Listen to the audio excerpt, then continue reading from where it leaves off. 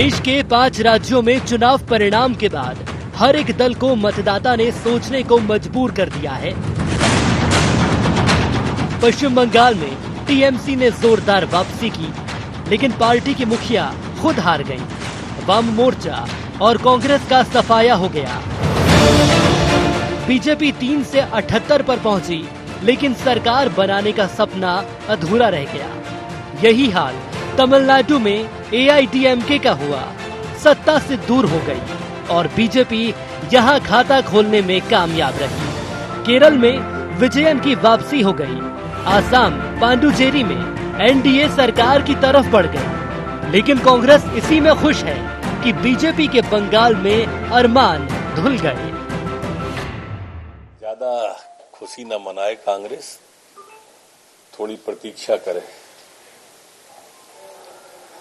कमलनाथ जी का ध्यान वहां नहीं जा रहा जब पूरे देश में सफाया हो गया। वो छत्तीसगढ़ वाला तो हमारा भाई प्रत्याशी उठा लाया था कि आसाम में सरकार बन रही है। भारतीय जनता पार्टी ने विजय का परचम चहुं ओर फहराया। वो जो व्हील चेयर थी, परिणाम आए तो खड़ी हो गई। मैंने हड्डी जुड़ने का ये तरीका अलग ही देखा है, लेकिन वहां की जनता इस नौटंकी को नहीं समझ पाई।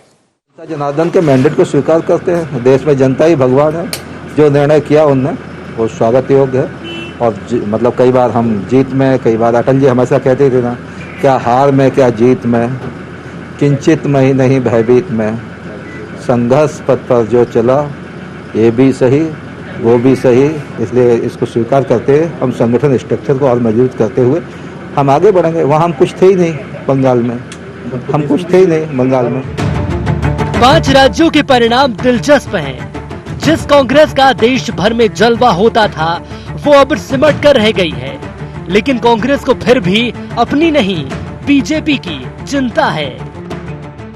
ये सिद्ध हो गया कि अब ये भारतीय जनता पार्टी सरकार जीत के नहीं बना सकती, ये तो विधायक खरीद के ही बना सकती है। जितने भी जो इलेक्शंस के रिजल्ट आए बंगाल, वेस्ट बंगाल के, उसने सिद्ध कर दिया कि नरेंद्र मोदी जी जिन्होंने 50 सभाएं वहां पर ली थी और 70 साल के हिंदुस्तान के इतिहास में किसी भी प्रधानमंत्री ने किसी भी इस राज्य के चुनाव में इतनी सभाएं नहीं ली।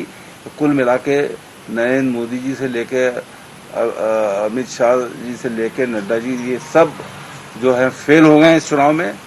और बीजेपी के विरोध के पक्ष वो इस चुनाव के बाद मजबूत हुए हैं। परिणाम सामने है। लोकतंत्र में जनता ही सरकार बनाती है और गिराती है, लेकिन राजनीतिक दल कई दफा जनता से बढ़कर अपने आप को समझ बैठते हैं। तो शायद इन परिणामों से सियासतदार समझ पाए। पर बड़ा सवाल यही कि चुनाव में जीत हार किसकी। Bureau report IND 24।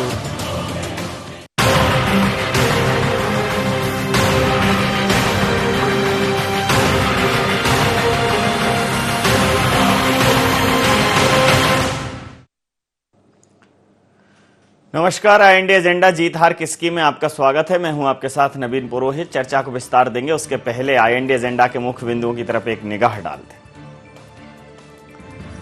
क्या बंगाल में नहीं चल पाया भारतीय जनता पार्टी की विक्ट्री जोड़ी मोदी शाह का जादू? टीएमसी की जीत से बंगाल के बाद क्या देश के विपक्ष का चेहरा भी बन पाएंगी ममता बनर्जी? चुनाव परिणाम के बाद राजनीतिक दलों के अपने अपने दावे, लेकिन बड़ा सवाल किसकी जीत किसकी हार। चुनावी नतीजों में सफाया होने के बाद भी आखिर कांग्रेस की खुशी के क्या मायने। इन्हीं सवालों के साथ चर्चा में आप सबका पुनः स्वागत है। 5 राज्यों के चुनाव हर्ष मिश्रित भाव को लेकर आने वाले रहे। भारतीय जनता पार्टी ने आसाम में सरकार बनाई। भारतीय जनता पार्टी ने बंगाल में एक अच्छा मैंडेट हासिल किया है और 3 से 78 तक अगर वो पहुंचे हैं तो 75 प्लस हुआ है। हालांकि वो जीत के दावे कर रहे थे, लेकिन हर उड़ती हुई चीज़ गुरुत्वाकर्षण का शिकार होती है। यहाँ उनका अनुमान जो है वो निश्चित रूप से धराशायी हुआ। उसके बाद बात करें अगर हम तमिलनाडु की तो वहाँ डीएमके, लेकिन यहाँ कांग्रेस ने जिस पार्टी के साथ हाथ मिलाया है ये वही पार्टी है जिसका स्वर्गीय राजीव गांधी जी के तमाम सारे विषयों से विवाद रहा है। लेकिन अब चूंकि कांग्रेस जीत के लिए या भारतीय जनता पार्टी को हराने के लिए किसी भी तरह के गठबंधन कर रही है, शिवसेना भी उसमें से एक है। भारतीय जनता पार्टी का वोट प्रतिशत दक्षिण भारतीय राज्यों में थोड़ा सा बड़ा है, लेकिन वो कोई खास फर्क पैदा करने वाला नहीं है। लेकिन भारतीय जनता पार्टी एक पार्टी है जो अब दक्षिण भारतीय राज्यों में जानी जाने लगी है, पहचानी जाने लगी है, लेकिन मानी नहीं गई है अभी भी। तो इन 5 राज्यों के नतीजों में कांग्रेस कहाँ है, भारतीय जनता पार्टी कहाँ है, अन्य क्षेत्रीय दल कहाँ हैं और क्या राजनीतिक समीकरण बनेंगे, क्या कुछ नया परिदृश्य बनेगा। क्योंकि ममता बनर्जी में अब अन्य विपक्षी दल जिस प्रकार से बधाइयां दे रहे हैं वो उनको नेतृत्वकर्ता मान रहे हैं। तो क्या ममता बनर्जी के नेतृत्व में एक ऐसा अलायंस बनेगा, एक ऐसा गठबंधन बनेगा जो देश में भारतीय जनता पार्टी की सरकार के विरुद्ध खड़ा होगा और कहीं ना कहीं एनडीए के विरुद्ध खड़ा होगा। तो क्या ये अलायंस बनेगा? अभी यूपीए तो कारगर नहीं है, या कारगर है तो क्या यूपीए की अगुवा बनेंगी ममता बनर्जी? ये वो सब सवाल हैं जो निश्चित रूप से राजनीतिक चश्मे से नहीं देखे जाएंगे। इसके लिए आज हमारे पैनल में 3 वरिष्ठ पत्रकार, 3 बुद्धिजीवियों की त्रिमूर्ति आज हमारे पैनल में। प्रकाश हिंदुस्तानी साहब वरिष्ठ पत्रकार हमारे साथ हैं, सुशील शर्मा जी वरिष्ठ पत्रकार हमारे साथ हैं, सुरेश शर्मा जी वरिष्ठ पत्रकार हमारे साथ हैं। आप समस्त महानुभावों का बहुत बहुत स्वागत है।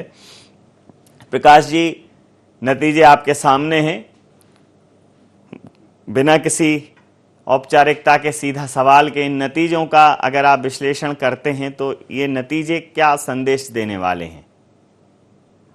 नवीन जी, 5 में से 3 राज्यों में एंटी इनकम्बेंसी नहीं चली है। लोगों ने सत्तारूढ़ दलों को ही वापस सत्ता सौंप दी है। एक तो बात यह है। दूसरी बात जो आपने अभी 1 मिनट पहले कही कि पश्चिम बंगाल में भारतीय जनता पार्टी को लोगों ने जाना है, पहचाना है, लेकिन माना नहीं। दरअसल 10 साल पहले बीजेपी को लोग जानते नहीं थे, उनकी एक भी सीट नहीं थी। 5 साल पहले बीजेपी की 3 सीटें थी, लोग उनको जानने लगे और अब लोग बीजेपी को पहचानने लगे, जिसकी 78 सीटें पश्चिम बंगाल में आई है। तो मुझे लगता हो सकता है इस गति से अगर बढ़ती रही बीजेपी तो अगले चुनाव में बीजेपी वहां मानी भी जाएगी, हो सकता है सरकार बना ले, कोई आश्चर्य नहीं। बीजेपी ने बहुत बड़ी तरक्की की है, इसमें दो मत नहीं है। जहां तक ममता बनर्जी के विपक्ष के नेता का सवाल है, विकल्प के रूप में उभरने का सवाल है, ये बड़ा ही मतलब मौजूद मुझे नहीं लगता, क्योंकि एक जमाना था जब अरविंद केजरीवाल को कहा जाता था कि ये केंद्र में आएंगे, विकल्प होंगे, बीजेपी के नेता के विकल्प होंगे, लेकिन टाए टाए खुश हो गए। बीच में उनको भी फुगावा हो गया था अरविंद केजरीवाल को, तो आप पार्टी, आम जनता पार्टी, आम आदमी पार्टी कहां कहां नहीं गई। वो रायबरेली में खड़े हुए, अमेठी में खड़े हुए, पंजाब में खड़े हुए, हरियाणा में खड़े हुए और वो अपनी बुरी हालत बनाकर, बेइज्जती कराकर वापस आ गए। तो ये लगा कि दिल्ली ही उनका एकमात्र घर है। तो पश्चिम बंगाल में ममता बनर्जी बंगाली अस्मिता के मुद्दे पर जीती हैं, तो वो बिहारी अस्मिता नहीं होगी, वो यूपी वालों की अस्मिता नहीं होगी, मध्य प्रदेश की अस्मिता कभी नहीं होगी। तो वो सीमित है। एक दौर था जब मायावती जी के बारे में कहा जाता था कि बहन जी राष्ट्रीय विकल्प होगी, उनकी 22 सीटें हैं, उनकी इतनी सीटें हैं लोकसभा में, और अभी उनकी पार्टी की एक भी सीट लोकसभा में नहीं। तो राजनीति है। अखबारों को, मीडिया को लगता है कुछ न कुछ चीजें नया शिवगोपाल छोड़ रहे हैं। आज वर्ल्ड प्रेस फ्रीडम डे है, इसके लिए मैं आपको बधाई देता हूं, सभी साथियों को भी बधाई देता हूं। लेकिन मुझे लगता है कि आज हमें इस बात को याद रखना चाहिए कि वर्ल्ड प्रेस फ्रीडम डे का मतलब है तो हमें ये नहीं उन मुद्दों की बात करें जो वाकई मौजूद हैं। और आज मैंने अखबार उठाकर देखे तो मुझे बड़ा आश्चर्य हुआ नवीन जी कि कई अखबारों ने इस मुद्दे को नहीं उठाया कि भाई कि इस मुद्दे को इस तरह लिया कि कांग्रेस का वहां सुपड़ा साफ हो गया। अरे कांग्रेस ने कब वहां दावा किया था कि हम 200 सीटें लाएंगे बंगाल में? वो तो खुद ही बैकफुट पर थे। तो ये मीडिया की स्थिति की वो विपक्ष से सवाल करता है। जो दावेदार थे, कांग्रेस ने दावा तो किया नहीं था कि हम 200 सीटें लाएंगे, वो तो बैक हो गए थे। तो इस तरह की बात है। लेकिन मुझे लगता है कि अभी ममता बनर्जी को बहुत परिपक्व होने की जरूरत है। दिल्ली की राजनीति के लायक वो नहीं हुई है, राज्य की राजनीति में ठीक है। एक बहुत अच्छी बात ये हुई चुनाव में कि जो क्षेत्रीय दलों ने कब्जा कर रखा था सीमावर्ती राज्यों में, कश्मीर से लेकर असम, नागालैंड, मिजोरम, बंगाल, तो ये टूटा है, ये भ्रम टूटा है कि राष्ट्रीय पार्टियां वहां नहीं जाती। क्षेत्रीय अस्मिता का अपना महत्व है, स्थानीय समस्याओं को अच्छे से जानते हैं, लेकिन कई बार लगता है कि राष्ट्रीय पार्टियां होना बहुत जरूरी है। वहां राष्ट्रीय पार्टियों का अस्तित्व और उनका प्रभाव बहुत जरूरी है ताकि देश की एकता और अखंडता बनी रहे। नवीन जी, सुशील जी, प्रश्न वही है, 5 राज्यों के नतीजे और आपका दृष्टिकोण। देखिए नवीन जी, मुझे लगता है कि बीजेपी ने जिस तरीके की हाइप क्रिएट की थी पश्चिम बंगाल के चुनाव में, वो इस बात को जानते थे कि ममता बनर्जी का किला इतनी आसानी से तोड़ा नहीं जा सकता है, और उनको मालूम भी ये भी रहा होगा कि सीटें कितनी आ सकती है, जो मुझे लगता है। लेकिन उन्होंने जो सबसे अच्छा काम किया, जो बीजेपी जिससे खुश हो सकती है, वो ये है कि लगभग 20% वोट जो सीपीएम का था, वाम दल का था, वो वोट जो है उन्होंने 2% पे लाके 4% पे लाके खड़ा कर दिया है, और कांग्रेस का जो 12% का वोट था वो 3% पे लाके खड़ा कर दिया है। यानी इन दोनों का 31% का वोट जो है वो बीजेपी ने अब खुद के साथ मर्ज कर लिया है। तो ये बीजेपी के लिए सबसे बड़ी संभावना अगले 5 साल में ये हो गई। एक तो मुख्य विपक्ष वो हो गया, दूसरा अगली बार अगर जनता का मूड होगा तो फिर वो बीजेपी की तरफ जा सकते हैं। देखिए, ये बहुत बीजेपी हमेशा जो एक हाइप क्रिएट करके चुनाव लड़ती है, क्योंकि उसे मालूम होता है कि हमें कहां कितना प्राप्त करना है, लेकिन आभा मंडल ऐसा बनाते हैं कि जैसे पूरी सफलता जो है उन्हीं को मिलने वाली है, और ये पश्चिम बंगाल में उन्होंने किया, और उसी की बदौलत आज जो है लोकसभा में जो वोट मिलता था उससे थोड़ा कम वोट लेके वो कम से कम अपने आप को पश्चिम बंगाल में अगले दौर में स्थापित करने की स्थिति में आ गए हैं। जहां तक असम का बात है, प्रकाश हिंदुस्तानी जी ने बिल्कुल सही बात की। 3 राज्यों में जो है सरकारों पर विश्वास किया गया, ये बहुत बड़ी बात है। और सीमावर्ती राज्य में अगर एनआरसी और सीएए के होते हुए अगर आप असम में दोबारा आ रहे हैं, तो इसका मतलब असम की जनता ने बीजेपी को पसंद किया है। सबसे बड़ी दिक्कत जो है वो कांग्रेस के लिए है। कांग्रेस लगातार इस बात पर खुश हो रही है कि बीजेपी जहां हार रही है वहां उसको खुशी होती है, लेकिन खुद कहां खड़े हैं ये कांग्रेस इस बात को समझना नहीं चाहती, जबकि देश में एक राष्ट्रीय विपक्ष का होना बहुत जरूरी है। जी, बिल्कुल सही कहा सुशील जी आपने। मैं सुरेश शर्मा जी, वरिष्ठ पत्रकार हमारे साथ जुड़े हुए हैं। सुरेश जी, विश्लेषण में हर पहलू के लगभग 2 या 3 पक्ष देखते हैं, तो आज वैसे भी ये त्रिमूर्ति अपना ही पक्ष देखने के लिए, तो सुरेश जी, कोई प्रश्न यथावत है, एक प्रश्न वो यक्ष भी है, और आप जैसे वरिष्ठ लोगों के माध्यम से एक ही विषय को किस दृष्टिकोण से देखा जा सकता है, दर्शकों तक ये पहुंचाने की कोशिश है कि एक चुनाव में ये इलेक्शन सिर्फ इलेक्शन नहीं होता, बेसिकली वो सिलेक्शन भी होता है आपके थॉट प्रोसेस का, आपकी सोच का, आपके भविष्य का। ये सब हम उसी 5 साल के लिए हम ही तय करते हैं अपने लिए। फिर जो भी समस्याएं होती हैं निश्चित रूप से उसके उत्तरदायी भी हम होते हैं, या जो प्रोग्रेस होती है उसके हकदार भी हम होते हैं। तो सवाल वही है सर, आपकी प्रतिक्रिया चाहूँगा। देखिए नवीन जी, दोनों मित्रों ने बहुत अच्छा विश्लेषण किया है, इसमें कोई संदेह नहीं है, लेकिन जिस एक विषय को नहीं छुआ गया मैं वहीं से अपनी बात शुरू करता हूँ। और वो बात ये है कि अब हमें खुलकर ये कहना पड़ेगा कि इस देश का मुस्लिम मतदाता जिस प्रकार का ध्रुवीकरण कर रहा है, वो ध्रुवीकरण जो है इस देश के लिए एक खतरनाक संकेत है। और खतरनाक संकेत ये है कि वो ये टारगेट करके जो है मतदान करता है कि भारतीय जनता पार्टी को कौन हराएगा उसको हम वोट देंगे। ये आप केरल में देख सकते हैं कि केरल में जो मुस्लिम बहुल्य क्षेत्र हैं उन क्षेत्रों में कांग्रेस भी कमजोर हुई है और वामपंथियों को वहाँ ताकत मिली है, और भाजपा की वहाँ 1 सीट हुआ करती थी, शाम तक 3 पर आगे थे, लेकिन रात होते में वो भी चली गई। तो जहां जहां मुस्लिम बहुल्य क्षेत्र हैं, आप पश्चिम बंगाल के अंदर जो बांग्लादेशी घुसपैठिए हैं उन्होंने एकजुट होकर के, क्योंकि 113 विधानसभा सीटें ऐसी थी जहां मुस्लिम डोमिनेशन ज्यादा था, और वो सारी की सारी ममता बनर्जी को मिली है। तो ये, क्योंकि आप ये देखिए कि वामपंथी और कांग्रेस में मुस्लिम मतदाता बटा नहीं, उसने सीधे सीधे भाजपा के खिलाफ वोट किया है और ममता बनर्जी को वोट दिया। तो ये देश के एक बड़े खतरे को हमें समझना चाहिए। ये बात मैं इतनी ही कहूंगा, इसके आगे जो है धीरे धीरे सब समझने लग जाएंगे। दूसरी बात मैं ये कह रहा हूं कि भारतीय जनता पार्टी के बारे में जब पश्चिम बंगाल को लेकर विश्लेषण करते हैं तो हमको ये विचार करना पड़ेगा कि वहां उनका कोई सांगठनिक स्ट्रक्चर नहीं है और पूरे देश भर के जो मंडल पदाधिकारी हैं, जिला पदाधिकारी हैं, उनको वहां जिला पदाधिकारी और मंडल पदाधिकारी के स्टाइल में तैयार किया गया। तो वहां जो है एक नया संगठन अन्य राज्यों का से बुला करके तैयार किया गया, क्योंकि वहां स्थानीय स्तर पर इतना बड़ा नेटवर्क जो अन्य राज्यों में होता है वो नहीं था। तीसरी बात जो सबसे बड़ी है वो ये है कि जैसा सुशील शर्मा जी ने कहा है कि भारतीय जनता पार्टी हाइट से प्रचार किया और प्रचार करने के बाद उसे ये मालूम था कि कोई भी ये नहीं कहता कि मैं सरकार नहीं बना रहा, मैं सरकार नहीं बनाने के लिए चुनाव मैदान में आया हूं। ये कांग्रेस ही कह सकती है, लेकिन कोई भी दूसरा दल नहीं कह सकता। ये एक उनको भी ये मालूम था कि सरकार पहली बार में नहीं बनाई जा सकती। 300 से और बहुमत तक, 3 विधायकों से बहुमत तक पहुंचना बहुत कठिन काम होता है। तो आपके चैनल पर मैंने कहा था कि ये चुनाव हैदराबाद स्टाइल में लड़ा जा रहा है, जहां महापौर नहीं बनेगा।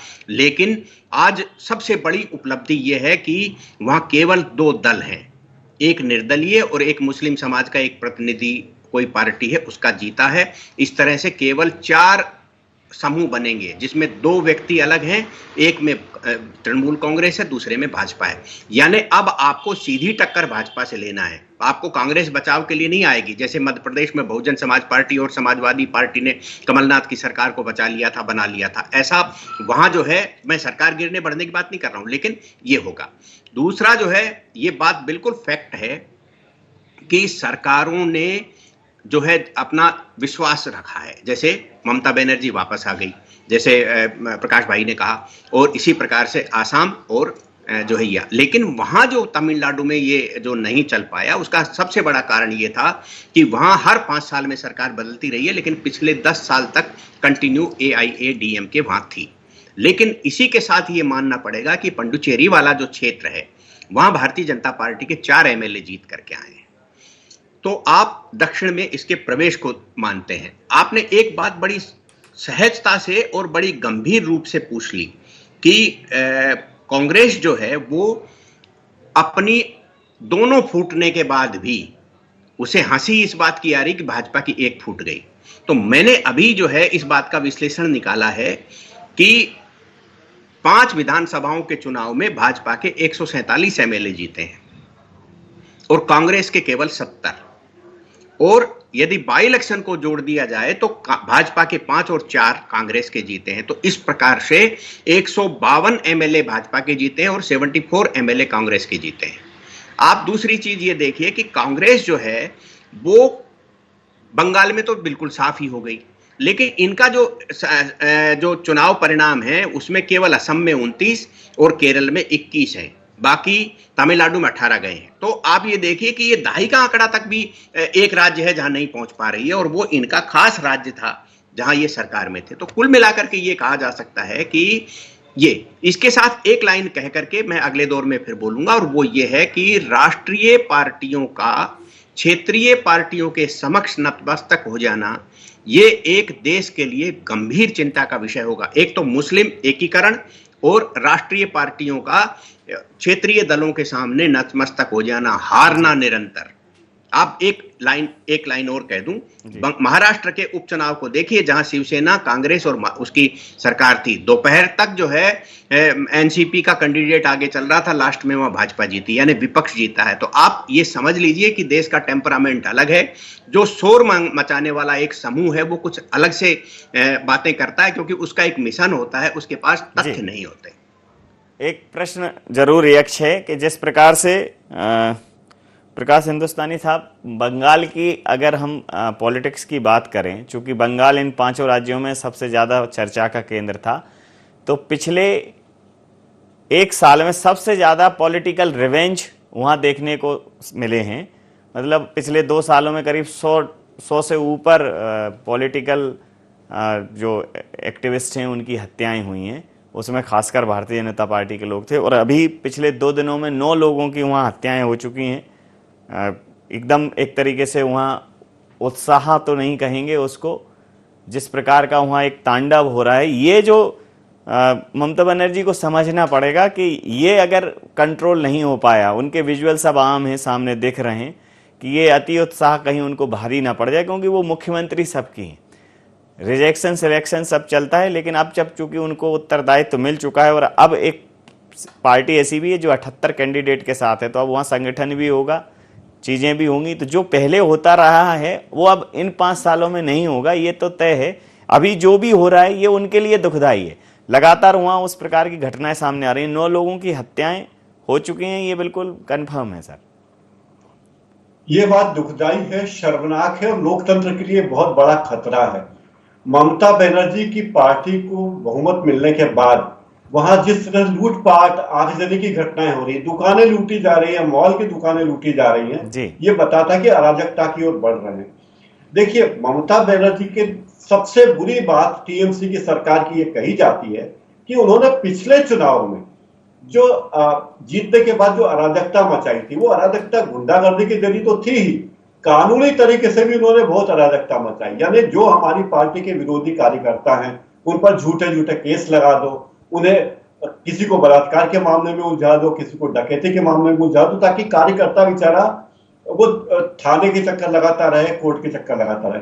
आप ये देखिए कि बीजेपी के राष्ट्रीय महासचिव कैलाश विजयवर्गीय पर एक एफआईआर दर्ज कराई गई थी कि वो बच्चों के अपहरण के मामले में शामिल थे। तो क्या कोई भरोसा करेगा कि ऐसी हास्यास्पद काम करें? क्या कैलाश विजयवर्गीय को दिल्ली में कोई काम नहीं, उन्हें भोपाल में कोई काम नहीं, इंदौर में कोई काम नहीं है, राजनीति में कोई काम नहीं? क्या मतलब ये अपने विरोधी की छवि को एकदम खत्म करने के लिए आमादा है और पूरे जैसी सत्ता पाते हैं ये, तो उसका दुरुपयोग अपने विरोधियों को दबाने के लिए करते हैं। गुंडागर्दी जो लूटपाट है वो तो दिख रही है, विजुअल दिख रहे हैं, लेकिन जो यातनाएं कार्यकर्ता जेल में जाकर भुगतते हैं, थानों में भुगतते हैं, न्यायालय में भुगतते हैं, उसका कोई रिकॉर्ड नहीं है। और लाखों केस इस तरह के हैं वहां, पिछले 5 साल में लाखों, मैं हजारों नहीं कह रहा हूं, लाखों कह रहा हूं, इस तरह के केस हैं जो विरोधियों को परेशान करने के लिए किए गए हैं। तो ये भी अब सर इसके बाद आप कैलाश विजयवर्गीय जी की उपस्थिति को किस तरह से देखते हैं? और अब भारतीय जनता पार्टी का दायित्व तो और बढ़ जाता है, क्योंकि जिस प्रकार से बंगाल का जो पॉलिटिकल जो मूव है वो आक्रामक रहा है, जो आपने पिछले सालों की बात भी कही और अभी करंट में जो है, तो जो कार्यकर्ता या जिन लोगों ने बीजेपी को वोट दिया या जो बीजेपी के कार्यकर्ता रहे, उनके साथ अब पार्टी को डटकर खड़ा होना होगा, क्योंकि ये जो ट्रेंड है ये बहुत ज्यादा बढ़ेगा तो कार्यकर्ता हतोत्साहित हो जाएगा। और ये भी तय है कि सर एक बार अगर कहीं भय का माहौल हो, डर का माहौल हो, तो एकदम उससे निकलना आसान नहीं है। देखिए, कैलाश विजयवर्गीय जी पर न केवल झूठे मुकदमे लगाए गए, उनकी कार पर हमला हुआ, पथराव किया, उन्हें वाइस सिक्योरिटी दी गई इस कारण। तो ये बीजेपी, ये तृणमूल कांग्रेस का ये आदत है, परंपरा है, और ये तृणमूल के पहले वामपंथियों की आदत थी इस तरह की कि जो भी हमारा विरोध करे उसे तबाह कर दो, चाहे कानूनी तरीके से करो, चाहे व्यक्तिगत तरीके से करो। इस चुनाव में ममता बनर्जी की पार्टी को कई मुद्दे मिले, उसमें से एक मुद्दा ये था कि यहाँ गैर बंगाली लोग आ रहे हैं। जो कैलाश विजयवर्गीय की उपस्थिति रही हो, नरोत्तम मिश्रा की उपस्थिति रही हो, अमित शाह, नरेंद्र मोदी तो खैर बहुत ऊपर के लोग हैं, उनकी उपस्थिति पूरे देश में होती है, लेकिन शिवराज सिंह चौहान की उपस्थिति है। इस सबसे वहां उन्होंने ये माहौल बनाने की कोशिश की कि गैर बंगाली लोग हमारे बंगाल में आकर हमें शासन करना सिखाने की कोशिश कर रहे हैं। लेकिन कैलाश विजयवर्गीय ने कल जिस तरह से बधाई दी है ममता बनर्जी को, चेतावनी भी दी है कि वो अपने कार्यकर्ताओं को संभाले, ये एक अच्छा मूव है। लेकिन ममता बनर्जी और उनकी पार्टी जो काम कर रही है, जो हरकतें कर रही है, वो लोकतंत्र के लिए बड़ी चिंता का विषय है और कोई भी लोकतंत्र इस तरह की गुंडागर्दी को अनुमति नहीं देता। नवीन जी, सुशील जी, ये एक बात सामने आई है कि बंगाल का जो पॉलिटिकल बैकग्राउंड है वो काफी आक्रामक है। चुनाव के बाद वहां जिस प्रकार की घटनाएं सामने आ रही हैं, अभी देखिए एक बहुत बड़ा वर्ग है जो लोकतंत्र की दुहाई देता है, तो फिर उसके पैरामीटर्स दोनों जगह बराबर ही होने चाहिए। लोगों के घरों में घुसकर तोड़फोड़ की जा रही है और ये एक आध वीडियो नहीं, ऐसे वीडियो वहां आम है। और अभी चूंकि चुनाव संपन्न हुआ है तो थोड़ा फोकस है, जब डी फोकस हो जाएगा तो वहां, चूंकि इस चुनाव के दौरान मैं कई बार पश्चिम बंगाल रहा, तो मैंने जो वहां महसूस किया कि वहां लोगों ने एक आध नहीं, कई लोगों ने ये कहा कि यहाँ जो जिम खाना है या जो एक लोकल पुलिस खड़ी की है ममता बनर्जी ने, कि वहाँ एक ऐसा ट्रेंड है कि वहाँ पुलिस के सपोर्टिंग में, जैसे हमारे यहाँ ग्रामीण जो समितियाँ होती हैं, सुरक्षा समितियाँ, ऐसे वहाँ एक पुलिस, तो वो उसमें वही भर्ती किया जाता है जो टीएमसी के बैकग्राउंड का हो। और चूंकि उनको एक तरीके से वो पुलिस को सपोर्ट करते हैं तो उनको लोकल पुलिस मानते हैं, तो फिर उनकी अलग धौंस गुंडागर्दी, तो उसका एक बड़ा भय भी देखने को मिला था। और मैंने ये कहा भी था कि ये भले ही प्रचार प्रसार हो जाए, भीड़ जुट जाए, लेकिन भीड़ भय से निकलना एकदम आसान नहीं होता। और अब जब चूंकि वो जीत चुकी हैं और इस तरह की जो घटनाएं आ रही हैं, तो आपको नहीं लगता कि अब भारतीय जनता पार्टी का भी दायित्व तो बढ़ जाता है कि जिन लोगों ने जिस भी तरह से आपको वोट किया हो, लेकिन वहां एकदम आप बेमुख होने की जरूरत नहीं है, वहां लोकतांत्रिक व्यवस्था के साथ चीजें चलें, उसके लिए भारतीय जनता पार्टी के संगठन को अब वहां ज्यादा काम करना पड़ेगा। बिल्कुल नवीन जी, बिल्कुल सही बात कर रहे हैं। देखिए, बंगाल की राजनीति हमेशा से रक्त रंजित राजनीति रही है और ये खूनी खेल अभी और बढ़ेगा, क्योंकि ममता बनर्जी को जो मैंडेट मिला है वो 2016 से ज्यादा मिला है।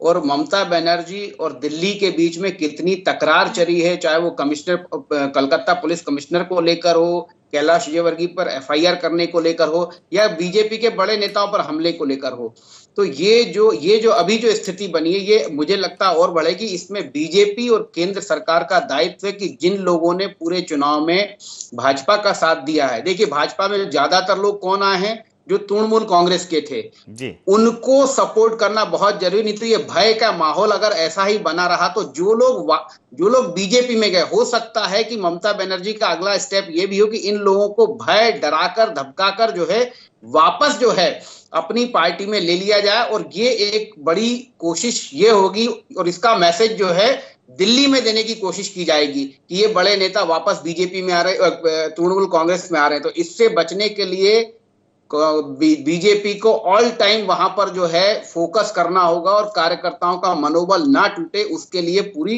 कोशिश करनी होगी। क्योंकि ममता बनर्जी की आप जो पॉलिटिकल स्टाइल है वो बिल्कुल अलग है, वो टिट फॉर टैट भी करती है और अपनी तरफ से भी बहुत आक्रामक रहती हैं। हर मुद्दे को लेकर उनका रवैया देश के बाकी मुख्यमंत्रियों की अपेक्षा ममता बनर्जी का रवैया बहुत ज्यादा आक्रामक होता है और इसी आक्रामकता के साथ उन्होंने जो है बंगाल को बचाया भी है और अपनी पार्टी को पुनः सरकार में लेकर भी आई है। लेकिन अब जो बदले की राजनीति जो शुरू होगी, वो चाहे तृणमूल कांग्रेस छोड़ के गए कार्यकर्ता हो, नेता हो, या फिर बीजेपी के नेता हो, उनके प्रति बहुत ज्यादा होगी। बीजेपी का दायित्व है, उसमें कैलाश विजयवर्गीय मुख्य रोल में हो सकते हैं, लेकिन उनको ये बात पूरी कोशिश करनी होगी कि कार्यकर्ता बीजेपी में जो आए हैं उनमें भय का माहौल ना हो और वो डरे सहमे ना रहें। अंतिम प्रतिक्रिया के साथ चर्चा समाप्त करूंगा सुरेश जी। हाँ, क्योंकि अच्छी बातें सभी मित्रों ने कह दी हैं, इसलिए बहुत ज़्यादा कहने की स्थिति नहीं है और समय भी उतना ही अलाउ कर रहा है। तो मैं केवल एक बात कह करके संकेत दूंगा कि जो राजनीति में आता है उसको आप संत पुरुष मत मानिए। इसलिए जो है, यदि ममता बनर्जी डराने की बात करेगी तो राजनीति में जो सामने बैठा है वो डर ही जाएगा, ऐसी कल्पना नहीं करना चाहिए। क्योंकि आज वार्ड का पार्षद नहीं डरता किसी से, तो ऐसे कोई इतना बड़ा नेता डर जाएंगे या इतने बड़े नेता डर जाएंगे, मुझे नहीं लगता। हाँ, ये ममता बनर्जी ने जो हिंसा की पॉलिटिक्स शुरू की है वो इन लाल झंडे वालों के लिए की थी और लाल झंडे वाले का काम ही गोली और आतंक रहा था। इसके कारण ही वहां वामपंथियों ने इतने दिन तक, क्योंकि ये नक्सली मानसिकता के लोग हैं, भारतीय जनता पार्टी नक्सली मानसिकता की नहीं है बल्कि एक ऐसी धार्मिक मानसिकता की को भी अपने साथ समाहित करके चलती है जिसके अंदर समन्वय और सहिष्णुता साथ चलती है। तो ममता बनर्जी के हिंसा के सामने हिंसा का जवाब तो होगा ही, मैं मानता हूं हिंसा का जवाब गोली से होगा, मैं नहीं कह सकता, लेकिन जैसे ही आज ये आया है सारा परिणाम, तो कैलाश विजयवर्गीय का अभी मैं टीवी पर स्टेटमेंट देख रहा हूं कि सड़कों पर उतरने की बात उन्होंने कह दी है। आप देख लीजिए, कैलाश विजयवर्गीय जी हों या अमित शाह जी हों, नरेंद्र मोदी जी हों, ये कोई कमजोर व्यक्ति नहीं है। ये एक लाइन और बस, कि वो जो है, मुझे लगता है कि जो लोकतांत्रिक तरीके से जो आंदोलन होगा, उस आंदोलन का जवाब देने के लिए ममता बनर्जी की क्षमता नहीं होगी। जी, समय सीमा के चलते मैं ये चर्चा यहाँ समाप्त करूंगा। आप समस्त महानुभावों का बहुत बहुत धन्यवाद, बहुत बहुत आभार। तो 5 राज्यों के नतीजे निश्चित रूप से चौंकाने वाले रहे। इनके दूरगामी परिणाम भी बहुत अलग तरीके के होंगे और देश की राजनीति पर इनका एक अलग प्रभाव पड़ेगा। मुझे आशा ही नहीं, पूर्ण विश्वास है कि जिस प्रकार का राजनीतिक विश्लेषण, गहन विश्लेषण आपको इन 5 राज्यों के चुनावों के परिणामों को आने के बाद सुनने को मिला होगा, निश्चित रूप से राजनीतिक पहलुओं के कई परिदृश्य एकदम स्पष्ट हुए होंगे। IND एजेंडा में इतना ही। आप बने रहिए IND 24 के साथ और देखते रहिए IND 24। नमस्कार।